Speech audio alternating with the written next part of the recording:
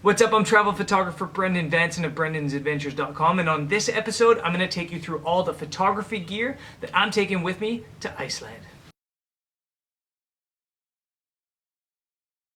So I've got a 7-day trip through Iceland that I've been looking forward to for months. And I thought before we headed out, I would show you all the gear that I'm going to bring with me on that trip. Now, since I'm a digital nomad, I travel all the time, 24/7, 365 days a year. I actually travel with all my gear. Absolutely everything I own, I travel with. I have to. I live on the road. I've been on the road 5 years. So this is more of a demonstration of what I would be bringing specifically of my gear if I was going to Iceland for a week, as the average human being or the average travel photographer might do. So let's get to it. So I think it makes the most sense to start with the lenses and camera bodies, the big guns, and then work our way down through the accessories. So let's start here with my body. I shoot a Canon 60D, which is a crop sensor 1.6, and I would love to upgrade to a 6D, a full frame sensor, but I just don't have the money. Travel photographers are broke, believe me.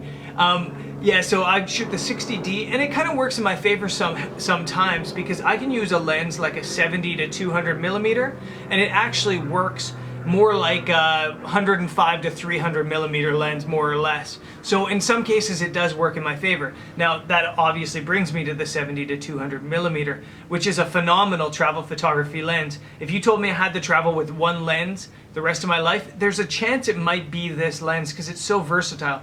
At 70 millimeters you can be shooting landscapes, kind of zoomed in on landscapes. You can shoot profiles around the 185 millimeter mark, and then 200 you've got wildlife. And yeah, you can use it for macro and everything in between. So it's really cool for that, and a very versatile lens. I love the 70 to 200. This is the f2.8 version of that lens, and it's an absolute beauty. I love it. It's my baby. It comes with me absolutely everywhere, no matter what I'm shooting. If I'm shooting a wedding, if I'm shooting wildlife, if I'm shooting landscapes, it's always in my bag.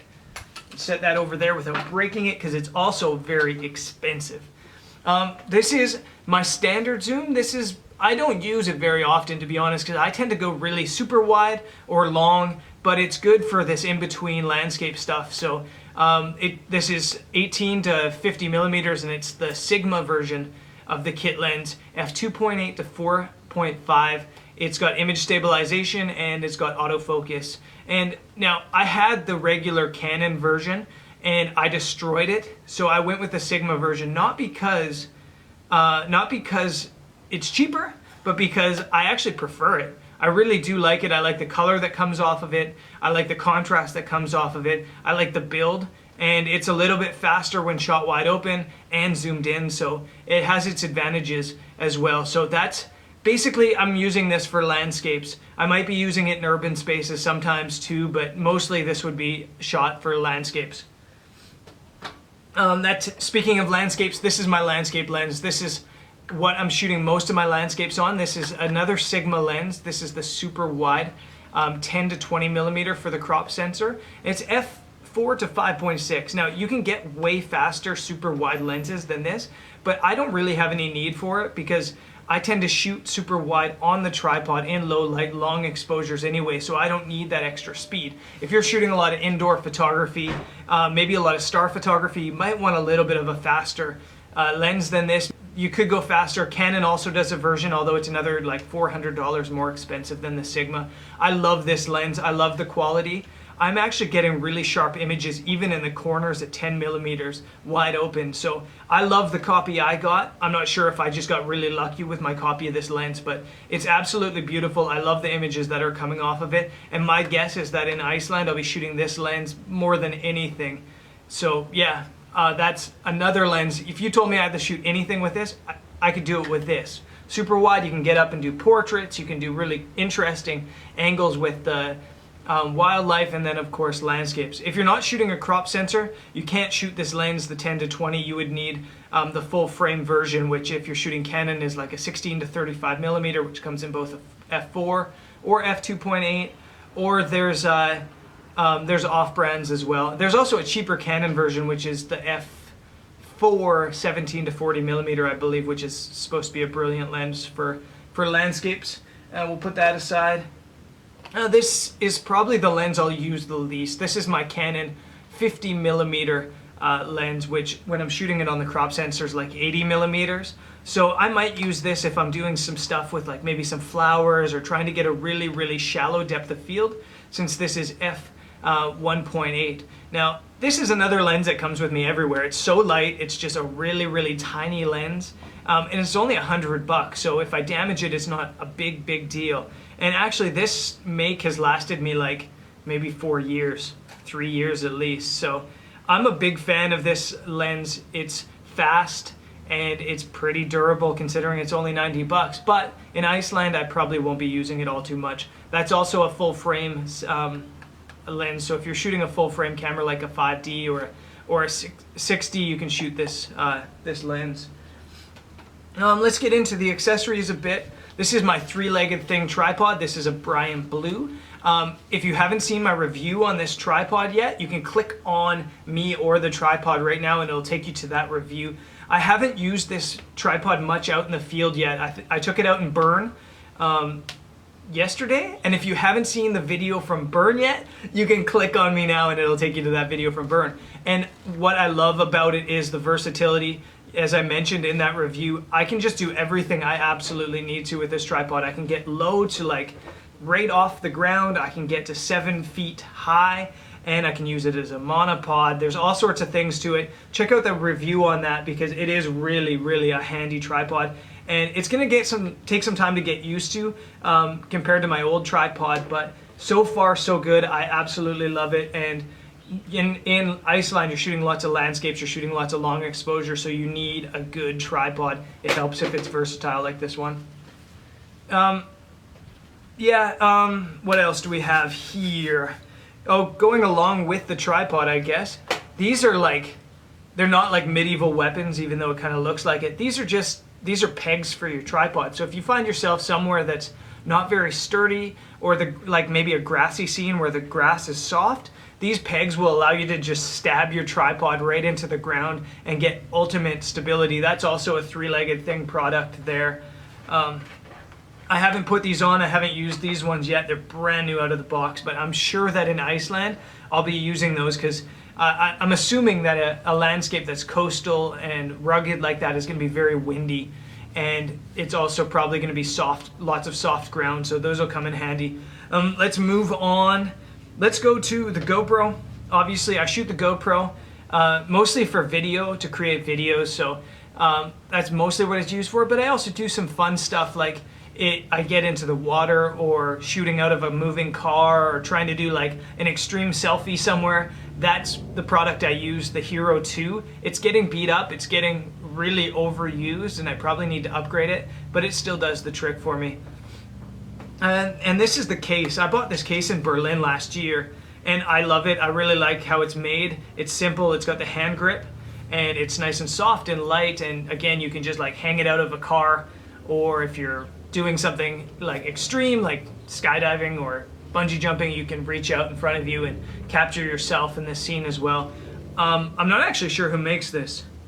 It says SP on it, SP Gadgets. So SP Gadgets made this. I picked this up in Media Markt in Berlin, as I mentioned. And yeah, it's come in handy. It's kind of expensive. All GoPro accessories are so expensive.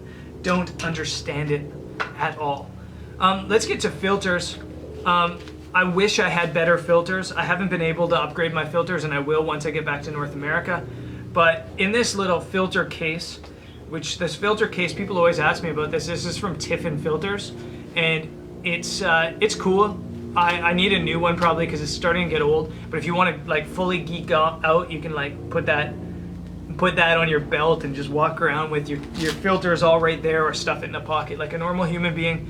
Inside this filter case, I've got my UV filters and some other stuff, like this is a circular polarizer, which if you're getting really cool skies or too much reflection on your water, this will either bring out the clouds or it'll kill the reflection in the water. So that's a vital tool that I probably don't use enough. I really want to use the polarizer more than I do.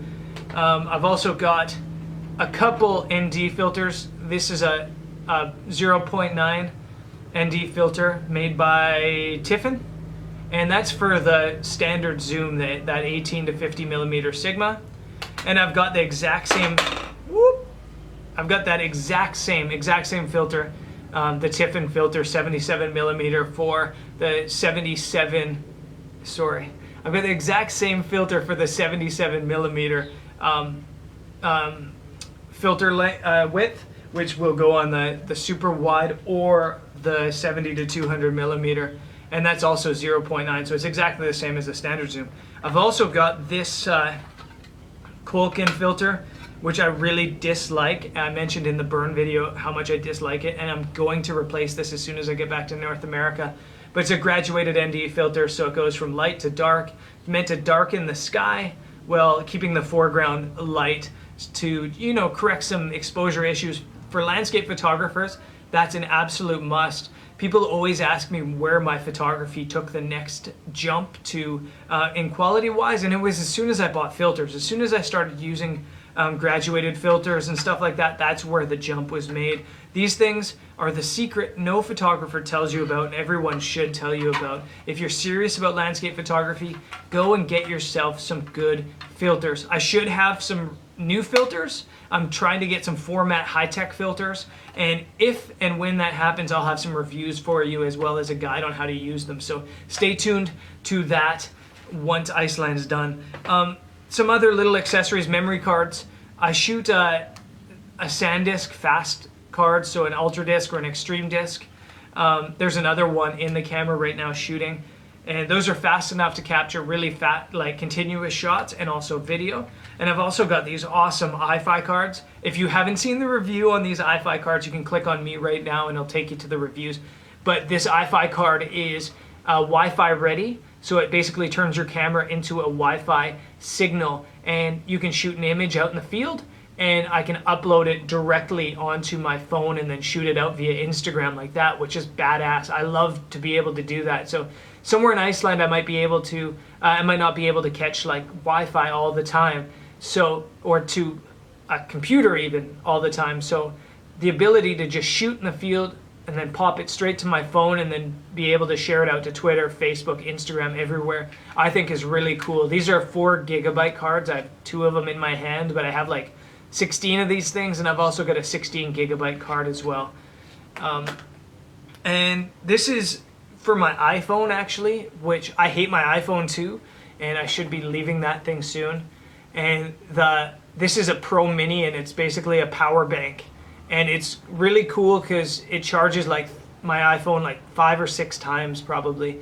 And you just plug it in via the USB there. So that's vital when you're out somewhere like Iceland and you don't know where your next power source is going to be. And again, coming to the power source, bring your battery charger and probably a couple extra batteries. I have 1 extra battery. I'm blessed that this Canon 6D has the battery life that lasts forever. It's really, really good. I can get about 800 shots to 1,000 shots out of it if it's a faster exposure, not on live view, and then like 400 shots if it's in live view long exposure. So it's a brilliant battery, so I really only need to pack 2 of them for a week-long trip. And then I'd probably have to charge both batteries once on the entire trip in a week, is my guess. This is a new product that I haven't reviewed yet, but I will in Iceland when the conditions are right. This is made by Think Tank, and it's a rain cover, and it's beautifully designed. It's more designed for the long lens, for the 70 to 200, than it is for the super wide, obviously. You can see it's like that. But the camera just sticks in here. The eyepiece pops through that hole, and then you put your arm slot in here to hold and shoot the camera, and then you've got another one to adjust the zoom and focus in here, and then it just attaches on the front of your lens up here. And it's really cool because it'll keep the water out of your camera and keep your hands dry at the same time, so you can basically shoot in a torrential downpour. You could shoot in a shower if you wanted to with one of these things on. It's really cool, and as I mentioned, there'll be a review on this particular rain cover coming at some point on the show. But yeah, it's a good product, and I'm hoping that I don't have to use it in Iceland. I'm hoping we get good weather, but it's September, so you never really know, I guess. Plop that over there. This is a trigger trap. Another thing I've got a review coming on in the next little while. This is a mobile dongle, so it basically turns your iPhone into a shutter release. You can use it for time lapse. You can use it for high-speed photos. You can use it for motion detection, all sorts of things. So this is a really cool product, and it's only like 30 or 40 bucks, I think, and really worth it if you want to do some time lapse. I do want to do some time lapse in Iceland. I don't know if I'll be able to, but it'll also come in handy for star photography and long exposures at night, bulb exposures. This is a trigger trap and probably an essential for your Iceland trip. Of course, gloves. I'd prefer to have waterproof gloves, so maybe I'll get some leather ones, but you want really thin gloves so you can still work all the controls on your camera. And yeah, simple. Get yourself some gloves for Iceland because it's cold. And I'm not used to the cold weather. I haven't had winter in 5 years. I've been on the road and I only go to warm places. And I'm going to put all that into my Kata bag, which is another thing that's getting replaced soon. I love this bag though, so nothing against this bag. This bag has been through a lot. I've had it for 3 years. It's been on my back in Africa when I was riding a scooter down the continent, crashing into things all the time. And it stood up to all of that. It's been probably, I think it's been to 4 different continents, maybe 5 different continents. And it held up to all the elements really, really, really well. And it basically has enough room in here to hold the 70-200, 3 lenses, and then all my filters and a flash if I want to carry a flash with me, which is cool. And it's also got in the top a lot of room, like basically to here is free of space, so I can stuff a jacket in there. I can carry all my filters, I can carry extra batteries, memory cards, everything on the inside.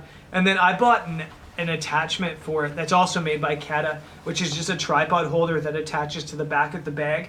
And so I can stick the 3-legged thing in here like this and pack it and basically have everything that I've just shown you all in this little bag. As you can see, it's worn out. It is worn out. It's really, really, I've put this thing through a lot. So I'm really stoked for a new bag, although I'm going to be sad to see that one go. Anyways, that's it for the show today. That is what I'm packing for Iceland in terms of photography gear. Of course, I want to mention that everybody's different. Everybody has different purposes and different reasons for shooting photography. So whatever gear you feel most comfortable with is the gear you should be bringing to Iceland. Also, if you don't have something particular, it's not a big deal to rent something. If you're only going for a week, renting a really good lens or really good body might be a good idea. Renting a good body for a week is only about, I think, between 50 to 100 bucks.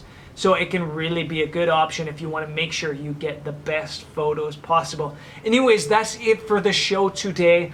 I want to urge you to head over to brendansadventures.com, my website, and find the newsletter on the sidebar. Subscribing to my newsletter makes sure you get a free copy of my adventure travel magazine, vagabundomagazine.com, which is awesome, I promise you. I also want to urge you to subscribe to the channel. There's lots of cool stuff coming up. I've got 7 days in Iceland. Then I'm hitting New York. I'm hitting Toronto. I'm taking the train across Canada. And then I'm in the Rockies for the fall, so it should be good. Subscribe now. Stay tuned. I'll catch you later if I can talk properly. Take care. Peace.